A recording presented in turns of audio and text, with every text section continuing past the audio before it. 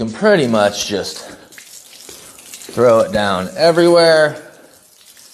You don't have to get too excited.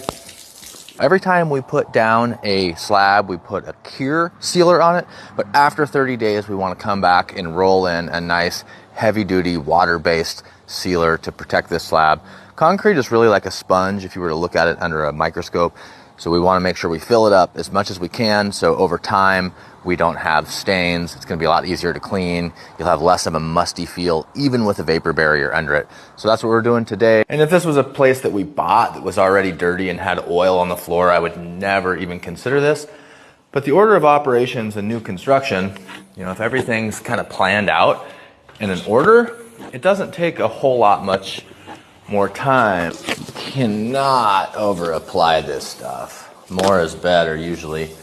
This is a kerf cut slab, and you can see that we've got a small 1/8 inch kerf. We do that with a masonry blade on a circular saw. And I like that cut as opposed to a actual tool cut where we use either a 3/8 or a 1/2 inch round. And what it makes is a smoother floor. If you're ever pulling a dolly around on it, it doesn't stop the wheels. If I was ever to lay like an LVP over this floor, it's not going to sag in those areas. And when we do this kerf cut, we pour the slab and then we come back within about 8 hours while the slab is still green, and we use a saw, like I said, to make all the cuts. We're looking to put those no farther than 8 feet in any one direction. These are relief cuts. They're not decorative. What they're here for is to give the slab a place to crack as it moves, as it settles, as it dries over time. 3 rules about concrete is it's going to crack, it's going to fade, and nobody will ever steal it.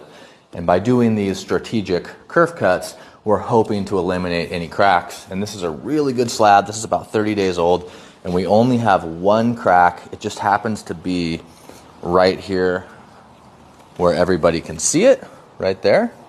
But that's just what happens when you're doing concrete. Never get a perfect slab. Sometimes, depending on the mixture or the weather or the crew, they might pour this, put a finish on it, come back the next day, and the whole thing will shatter. Small little fine cracks like a spider web. And that's just kind of part of the business. For all the pros out there that are watching that say, I've poured hundreds of slabs, and if you do this, this, and this, they don't crack, you're better than we are. But that's just been our experience